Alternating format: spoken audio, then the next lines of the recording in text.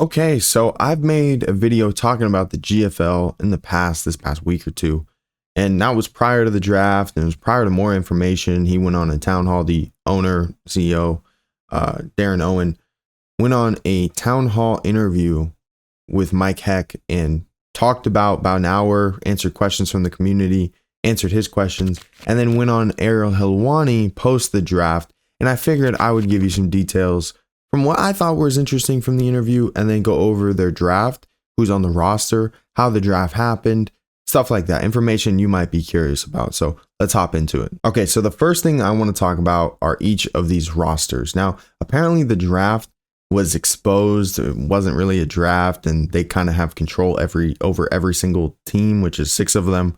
And then they kind of were able to pick where fighters went. Like Tyron Woodley went first overall. And then Kevin Lee went to Chris Weidman's coach, Ray Longo, in New York before Chris Weidman. And there's reasons behind it all, because of like contracts, because of timing, because they want XYZ matchup, which to me is, again, what is the point of having 6 teams? What is the point of having a draft when you're the one picking the teams, you're the one picking the players, the draft, whatever the case is, you're also matchmaking and trading them? I don't know. It's like, what's the point of it? Like, why not just have fighters? Like, then you make up whatever matchmaking that you want.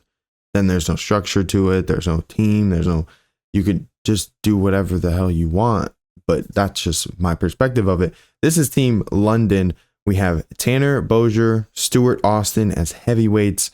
For me personally, I talked about this prior, I think the most exciting piece of this is Alexander Gustafsson's return to MMA at the lightweight division with Lair Latifi. I'm not even going to try to pronounce that dude's name, with the ponytail, mullet, whatever the case is, and the beard, the white dude next to Gegard Mousasi. Not even going to try. Danny Roberts. Those are the middleweights for the Team London. Danny Roberts and Norman Park are the welterweights. Benson Henderson and Tim Wild are the lightweights. In featherweight, they got Brett Johns and Mike Grundy.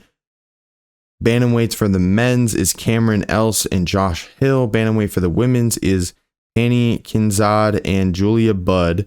Strawweights is Carolina Okars and Josephine Knutson. I don't know how to. I'm probably going to be mispronouncing.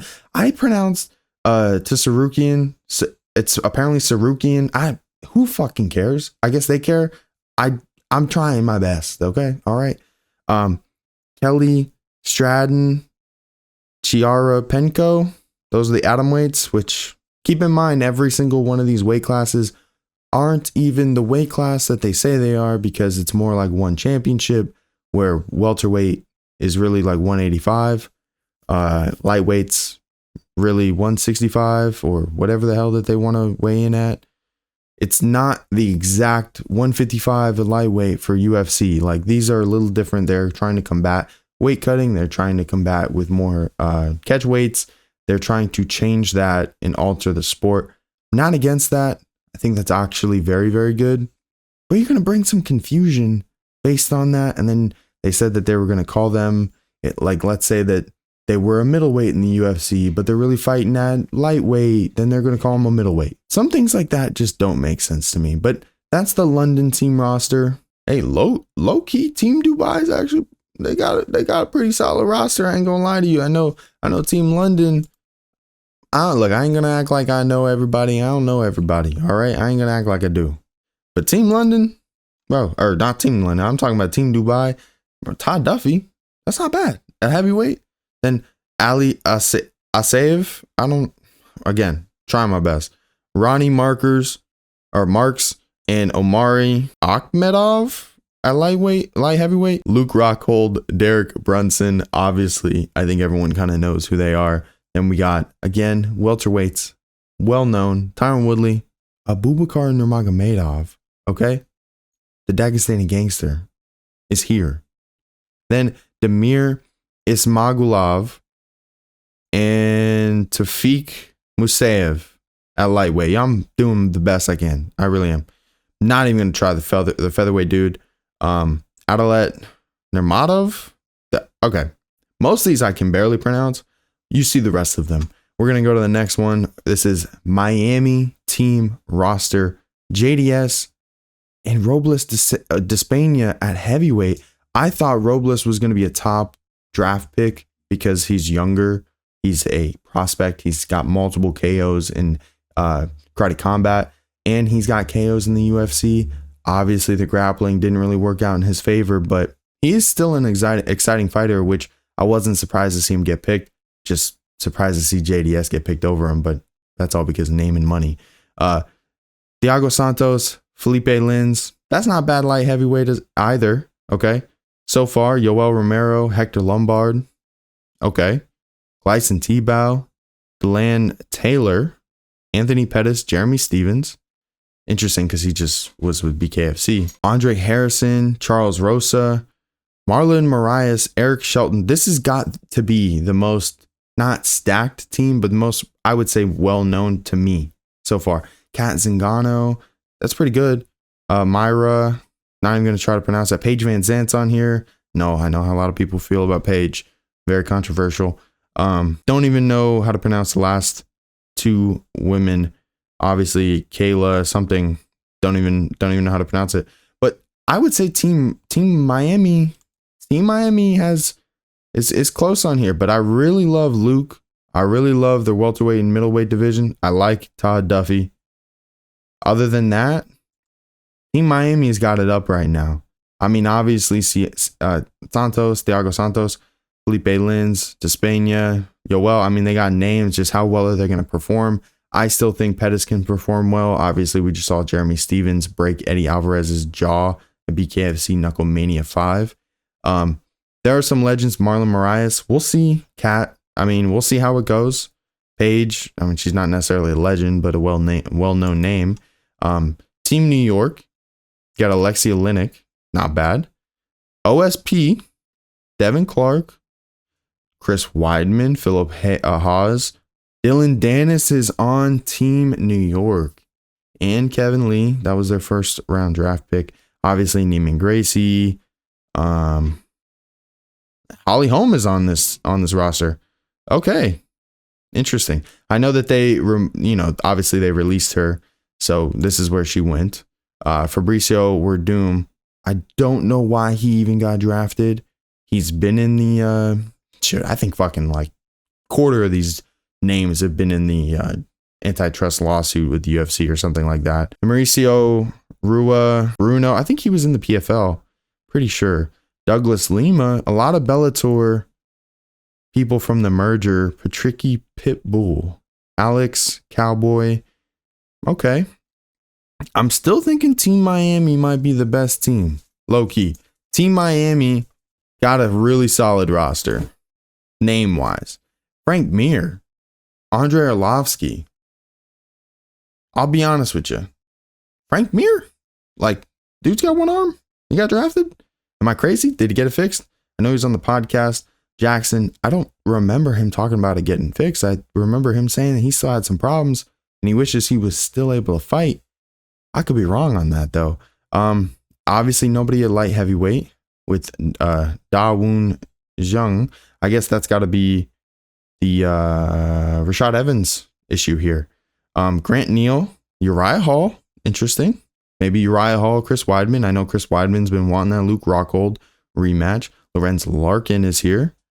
Sage Northcutt and Tony Ferguson. Chad Mendez. I think that is actually sneaky good. Tyler Diamond's pretty solid. Uriah Faber, Ray Borg, Aspen Ladd. Okay. Cynthia Calvillo. They have some names too. I would say the top 3 teams, name notoriety, maybe in the octagon, it's got to be between Dubai, Miami, probably LA. I could be wrong, but name-wise, it's going to be interesting to see how they all perform and the way that this is even structured, because some of the ways that the owner, Owen and Darren Owens or whatever the dude's name is, I can't remember off top right now. The way he's talking about it, he was an not MMA fan. Obviously he is, but WWE, WWF before he got into MMA and started watching UFC on VHS and et cetera, et cetera. Don't get me wrong. I think most of us, or at least some of us, were just like that. You know, like big MMA or big WWE, WWF fans growing up, found MMA throughout our time and just obviously fell in love with the sport. I think some of us can make that correlation, myself included. When I was a kid, obviously loved WWF. But today, this is what he's trying to do. This is what he's saying he wants to create, not WWF per se, but being able to control the narrative like a WWE, WWF. They run all the teams. The GFL does. Like, he owns all the teams. He can make any trade he wants. He can make any trade to make a matchup he wants. To me, that's like a, why have the draft? Why have the team if this is how it's being ran and worked? Just my opinion of it. And I'm not against forcing to see some of these fights that we should see, but the manipulation behind the scenes and the draft order already being set prior to the draft means it wasn't even a draft. It feels almost like a setup. I'm rooting for it to do well. I really am. I just don't know how well it's going to do.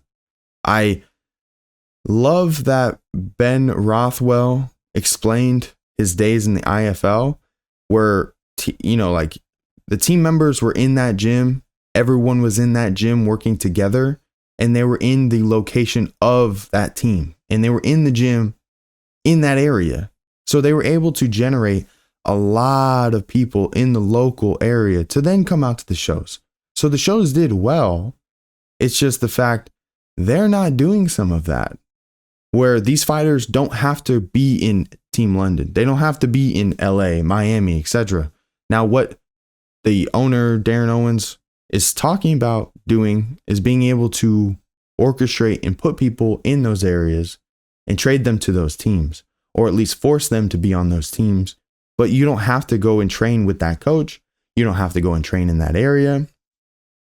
And I think that's what might be the disconnect of them in IFL, where IFL kind of found that sweet spot in local and made it popular, had very localized guys that were in the community, versus the GFL, where they're global. They might go and have an event in that city, in that area, but they're not training there. They're not there every day, living there every day, like an NBA, NFL player, etc. That's probably the missing piece that they're going to have, because I believe that community support helped the IFL a ton, the way that it was, the way from Ben Rothwell's perspective. And I think that's what they're missing here. Because how can you get an area behind a team that no one even lives, participates, does anything for the area on the team? Like, it just kind of seems like a disconnect somewhere. Either way, I'm excited. They've been talking about a lot of different things. The first event's supposed to be the last week of April. They haven't even announced it. They don't have a TV deal yet. They don't have no distribution rights yet. All of it's throughout their own app, website, social media platform. I don't know. I'm not saying it's going to fail. I want it to fucking work out. And I think it was Mike Heck or somebody else that gave a great example of WWE's number one. AEW really, really, really wanted to challenge them. And they were failing, or they started to do well and then they failed. Less ticket sales, less people watching, but they scored a major TV deal with Max. So now everything that was negative is now positive, because they have all this abundance of money from this great network deal, where now they look like they're in the green, even though other things might be failing. So ultimately, at the end of the day, live sports, the way that this is going to be distributed to us fans and for their sake of making money, that's probably the biggest factor, in my opinion. How are you going to pay for all these guys? How? Because, to be fair, he was very, very against that someone was making $1.4 million a fight. Like Ariel Helwani, I saw reports that someone was making $1.4 million.